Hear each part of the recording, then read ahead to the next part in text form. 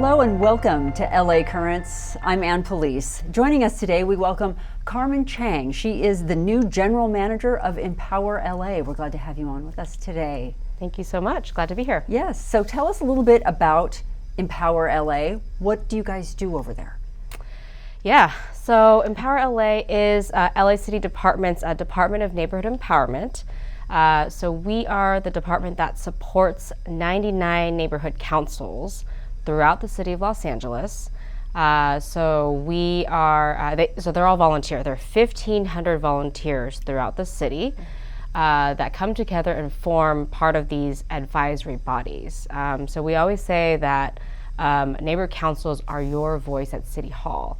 The idea that we want to make sure every Angelino feels heard, that we understand what they're going through, we know what their issues are, and we need to know what they care about, so that the folks at City Hall, the mayor's office, working in tandem with the city council, can address their issues. And neighborhood councils are the way for their voices to be heard. And how many people are on like the council board for any given neighborhood? Yeah, so it's quite interesting. With all 99 neighborhood councils, it's very diverse. It's actually up to each of the neighborhood council to determine how many folks serve on the board, their committees, and all those kinds of things. So it can range anywhere from, let's say, 9 people to even up to, say, 25. On the board? On the board. Okay, so that just is dependent on sort of the culture of that particular neighborhood. Yep. On the neighborhood council level, they're charged with having meetings how often? Yeah, so their general meetings are about once a month, okay. And then they have various committees, and those committees also meet, routinely about once a month. They're committees within the neighborhood committee? Yes. And what, just as an example, maybe what would some of those committees deal with? Yeah, so I think that a lot of times Angelinos say, hey, I want to either learn how city government works or how I can make a difference in my community. And so there's opportunities, yes, to serve the general board. But let's say, hey, I really want to hone in on a certain issue or something I really care about, or maybe I have a background in. So whether that's public transit, or maybe someone really cares about environmental issues or safety or housing, anything along those lines, they can create a committee and serve on that committee. Okay, so once those neighborhood committees meet and say there's an issue that's established, there's been a pothole in front of my apartment for 4 years, whatever the issue is. Where does the information from the neighborhood committee go from there? Yeah, so I think in terms of, let's say for the example of potholes, we are the department that supports working very closely with other city departments that provide street services or street lighting, for example. So there is that app where you can go onto the website, it's called 311, to get those services fixed. But I think if it's something that, like, there's a sinkhole or something really big in a specific neighborhood, that would certainly be discussed amongst the committee, and then to say, hey, we really care about this specific issue and we want to tell our city council member about it, and the whole council, for example. One of the tools in a neighborhood council's toolbox is to write a community impact statement. So that can be discussed in the committee. Someone can, on behalf of the board, can write it, and then at the neighborhood council meeting, they can pass this community impact statement. So you mentioned the community impact statement. How does that work exactly? Yeah, so community impact statement is one of the tools that neighborhood councils can use to really elevate their voices on behalf of their neighborhoods and communities. So, for example, if a city council member, for example, introduces a motion at council chambers to say, I want to do X, Y, Z, and this neighborhood council or the community says, hey, you know what, this is something that I really, really care for and support, or something that I really don't, and I want to voice my opinion. If the neighborhood council board agrees, they can formulate a letter to be then shared to City Hall to say, hey, through this tool, this community impact statement, we are for this motion or against it. The daily responsibilities for you folks over there at EmpowerLA, what's a good example of what you would handle at any given day? Yeah, absolutely. So, first and foremost, it's again to support the 99 neighborhood councils, making sure that they have really the tools in their toolbox to make sure their councils are running effectively. Yeah. So, as we mentioned, they meet once a month, and because we want to make sure all of their meetings, for example, are transparent to the public. We make sure that they have to post their meeting agendas, for example, and the department at EmpowerLA takes a look at it, makes sure everything's ready to go to be posted, publicly. Yes. So that's one way. We make sure that presidents of each of the board, as well as just the board members, generally feel supported. We understand that you're a volunteer. By the way, these are all volunteers. And not everyone will come with a city government background, and so we want to make sure, okay, if you're coming together to put together this meeting, if you're thinking about donating to a nonprofit, which is one thing they could do. It's called a neighborhood purpose grant, or et cetera. Or we want to plan a community event. How can we actually make these things happen? Right. So on the day-to-day, our team, responds to the questions, make sure that they have what they need to, really support their community and their neighborhoods. And you mentioned that the neighborhood councils it's all voluntary. Are they elected amongst themselves? Yes, they are elected. So there are elections that happen every 2 years, and so, for example, next year in 2025, we'll have elections for throughout all the regions of the city. Mm-hmm. But yes, there are elections that take place for members of the public, just like the big elections that happen in the even years. They show up and vote. Interesting. And then in your office, the EmpowerLA office, how is that structured? Are you an elected official or are you an appointed official? For myself, mm-hmm. as the general manager, I'm appointed. I was appointed by Mayor Karen Bass. So I've been on the job for about 5 months. So she recently appointed me, and I was confirmed by the LA City Council. Nice. And let's get back to the elections. You've only, like you said, been on the job for 5 months. Elections coming up. Mm-hmm. Is that something that you folks in your office are really involved in, or you sort of leave it to them? Yeah, in terms of, we very much support in terms of outreach, election outreach, getting the word out. Our department works really closely with the Office of the City Clerk, so they handle election administration. So the whole process of, how to run as a candidate, what is candidate filing, how to get the ballots out, answering all those questions about the technicalities of voting. And EmpowerLA, we are working on, making sure that every Angelino is aware. Hey, elections are coming up. Do you want to make a difference in your neighborhood to serve your communities and serve the city of Los Angeles? There's a place for you to take part.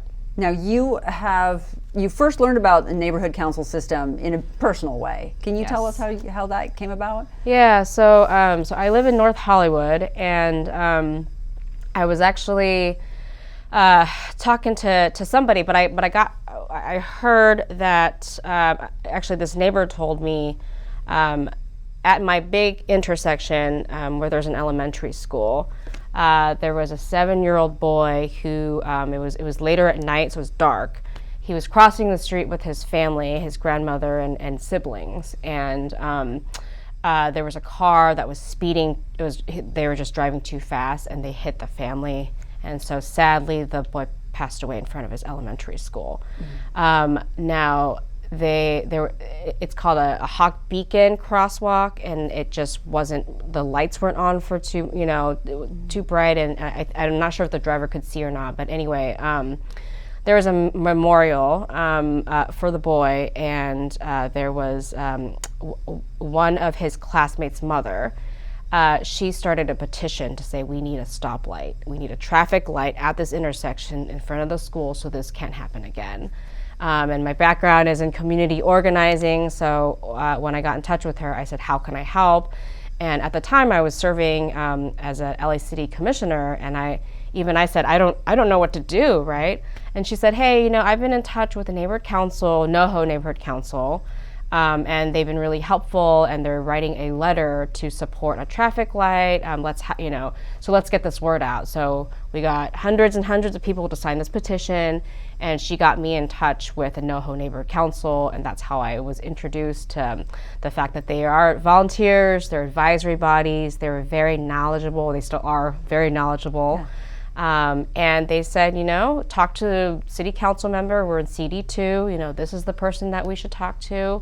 Let's talk to the LA Department of Transportation, this is the person, here's their contact information, and let's get all these electeds and other folks involved and understand what happened in this incident and how we can address the issue. So I had a really positive experience with my neighborhood council. And now that's how I got introduced. There's a stoplight there.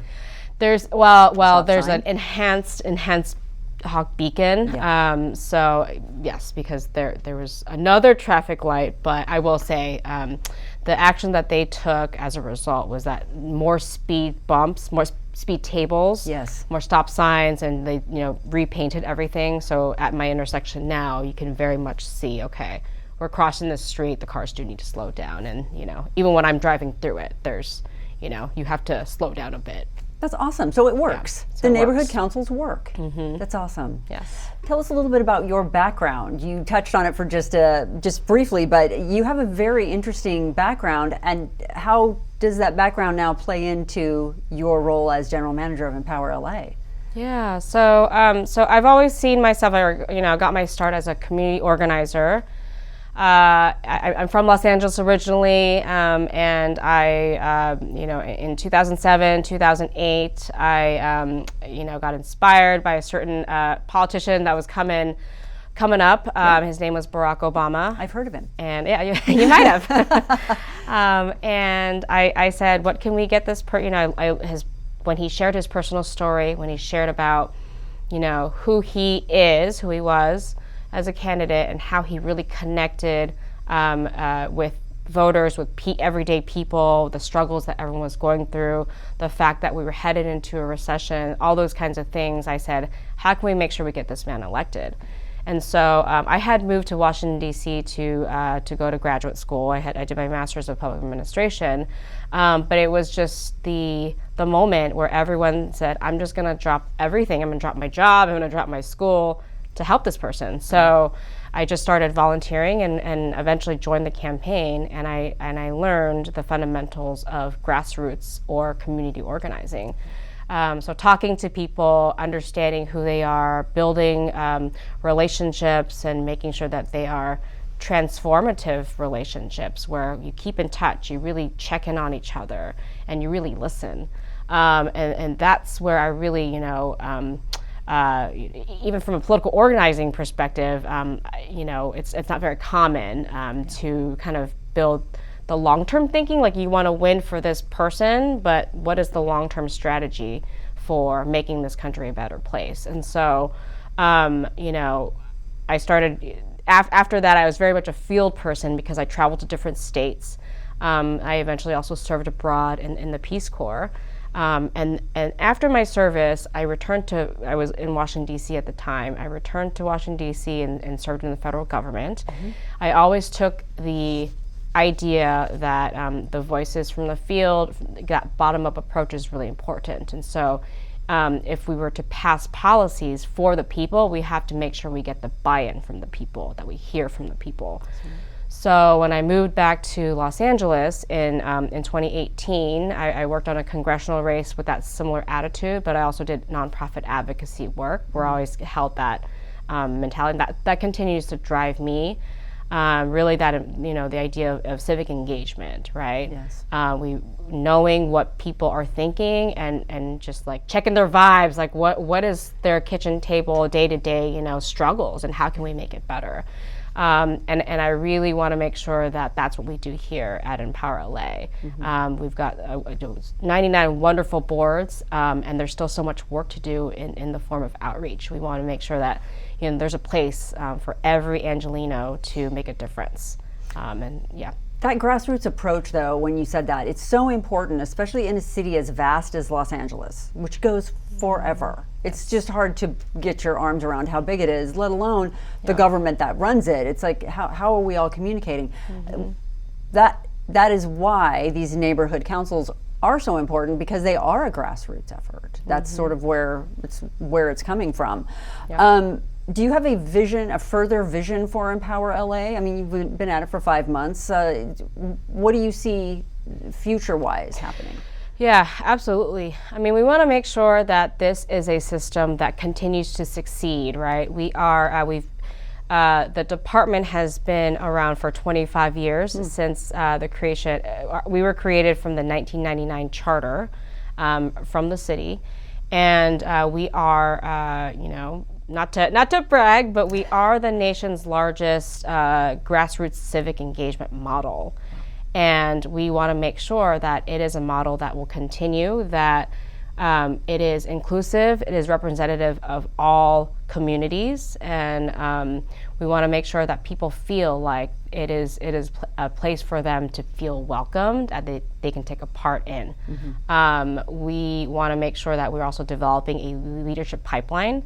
So for folks to, for all the reasons I've started talking to many neighbor council board members to ask, why are you here? And then it runs the gamut of, I'm here because I just wanted to learn how LA works, or I'm a student and I've something that I'm studying and I want to make sure that this is something that I want to do for my career in the future.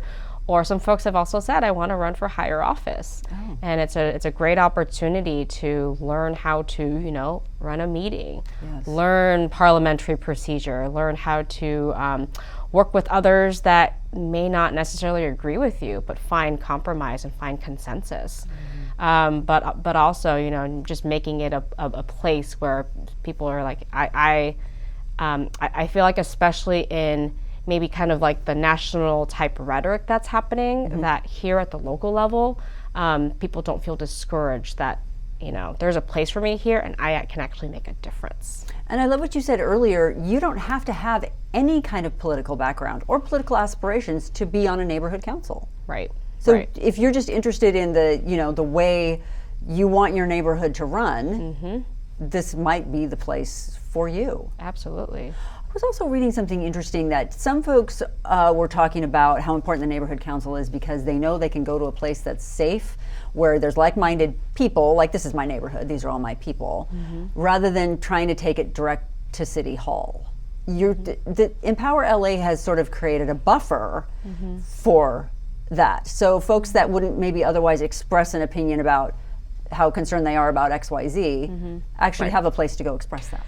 Yeah, exactly. I mean, I think there's of power in the people, right? Here's a system where I think if you're one person and you have an issue, and you're trying to talk to City Hall, for example, that's tough, right? Because who do I talk to? Where do I talk to? Which meeting do I show up at? And I provide public comment. Who, what, where, when, how?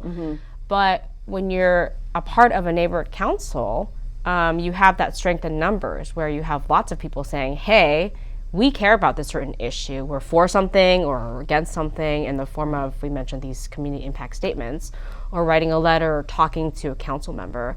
And when you say, I'm on behalf of this neighborhood council, we want to do XYZ council member, that's a way to feel heard. Yeah. And it's, we want to make sure that also this is a system where, we're helping communities, right? Your neighbors, we want to make sure that this is, on behalf of EmpowerLA, that this is a place to be where it's fun, it's engaging, folks are learning about the process. Sometimes it could be a little bit challenging and frustrating because it is government and there are certain bureaucratic processes and things like that. Right. But here at the Department EmpowerLA, we want to make sure that people, understand it just a little bit more in order to push things forward. Yes. And are you subject to the Brown Act? Are the councils subject to the Brown Act? Yes. When the neighbor councils conduct meetings, they are subject to the Brown Act. That's to ensure, transparency for the public. I think, as opposed to like, hey, let's make decisions, and not saying behind closed doors, but I think because neighbor councils receive funding from Los Angeles, it is important that, if you are in the neighborhood and you want to know what's going on in your neighborhood, that when the neighbor councils are deliberating, that, they use the Brown Act to say, okay, we have to post our meeting agenda 72 hours in advance to make sure that the public can see the agenda, see the contents, and say, you know what, hey, I really care about this issue, or I don't agree with what this discussion is here. I'm going to show up either in person or online and voice my opinion. In order to be on one of the neighborhood councils or even attend a meeting, do I need to live in that neighborhood specifically? So if you serve on the board, yes, you have to either live or work or rent or own property. Okay. You can also be a stakeholder. So yes, I mean, if you're in the general area, you can attend a meeting to tune in. Okay, so I don't necessarily have to live in that neighborhood, but I do need, like, I have a business in Compton, but I live in Inglewood, or whatever the difference is, if there's two different neighborhood councils.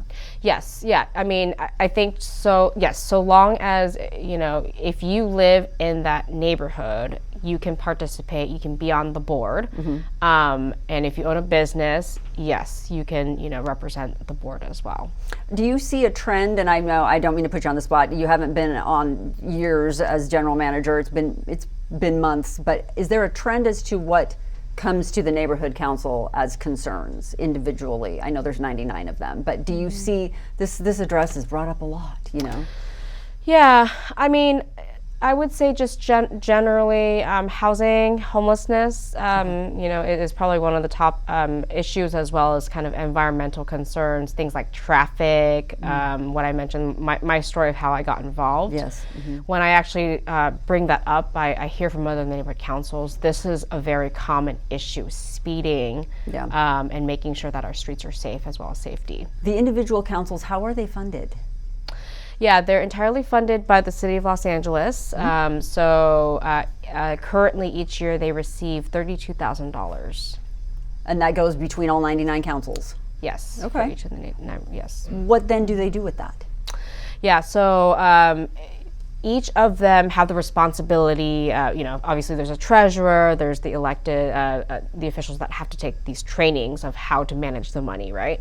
They have to set a budget for the course of the year, and the way that the money is spent throughout the course of the year is usually it's going to be, you know, administrative costs on, you know, paying for the meeting space, conducting the meeting, taking meeting minutes, and all those kinds of things for setup.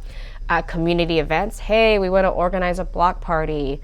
We'll use some of this funding to, you know, make it happen, make sure there's food, make sure that there's, you know, permits and all those kinds of things to execute that event.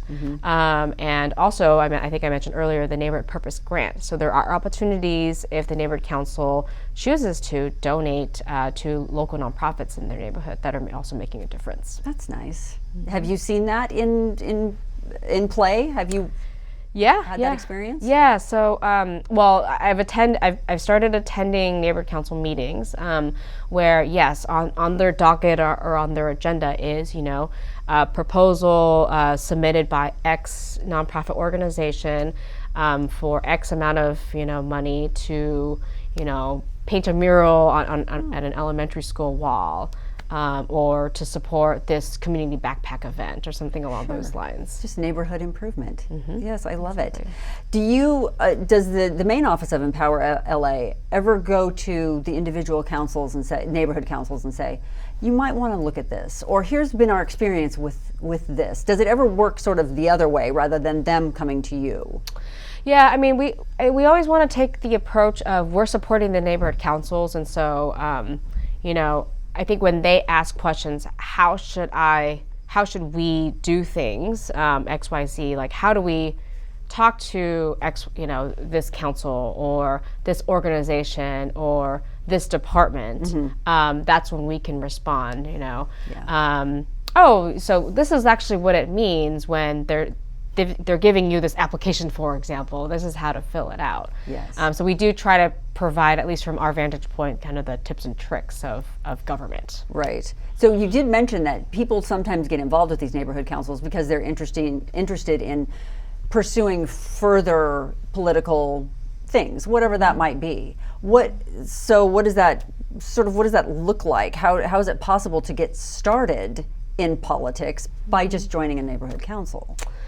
Yeah, I mean, I think that if you are interested in running for higher office in the future, what's so wonderful about a neighborhood council is, it's just a way to tune into what people are saying, right? These are constituents, these are voters, these are everyday people.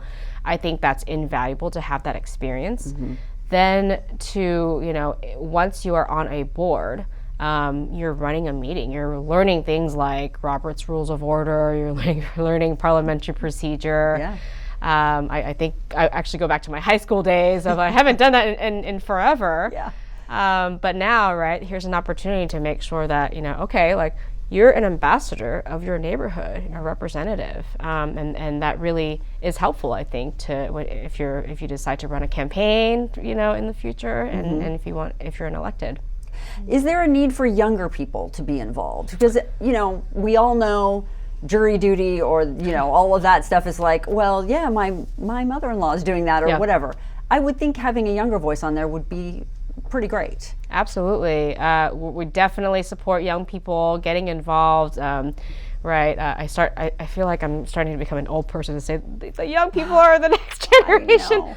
But it's very true. We want people to be engaged, right? That civic participation piece, I think, is really important in today's age, especially, I think post-pandemic, where folks still feel that sense of isolation. Here's an opportunity to really come together as community members. And I think that when young people are involved, right, making it fun, making it engaging, and then also involving, for example, their parents, their teachers, their, other people, their whole network or other friends, to say, hey, let's really get involved here. And I really think that if we can invest in young people, to give them that sense of civic duty, civic participation, that will just be a better society.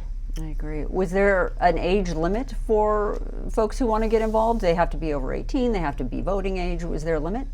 Yeah, so on the topic of getting young people, we actually have young youth representative seats, and that's actually the ages of 14 to 17. So you can actually be basically 14 and up in order to serve. So when you say seats, is that an elected position on the council? Yes. On the neighborhood council? Yeah.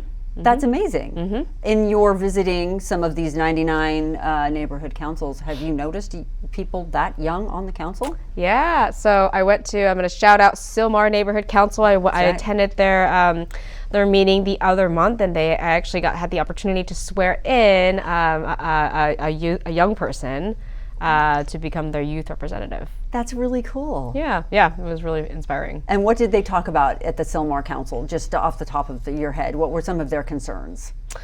Yeah, I think cats are like kind of the, because they're in Sylmar, some of the environmental things that are happening. I know that they also just had their, oh my gosh, what is it? Barktoberfest. So an annual event where they're supporting pups, dogs throughout the community, adoptions and things like that. They're really wonderful neighborhood council. Check them out sometime if you have time. If you're in the neighborhood, you should. Sure. If folks want to get more information about EmpowerLA, even if they want to get involved with their neighborhood council, can we go through the EmpowerLA website? Yeah, absolutely. Visit empowerla.org for more details. Okay, and then from there, it will take us to, well, I live in Sylmar. Yes, exactly. There's a handy little map. You can plug in your address and it'll show on the map, this is your neighborhood council. Here's more information on how to get involved. Easy to access. Very easy to access. I love that. Thank you so much, Carmen, for joining us today. Thanks for having me. We're glad to have you on. Thank you so much for having me. And that's a wrap on LA Currents. I'm Ann Pulice. Thanks for joining us. We'll see you next time.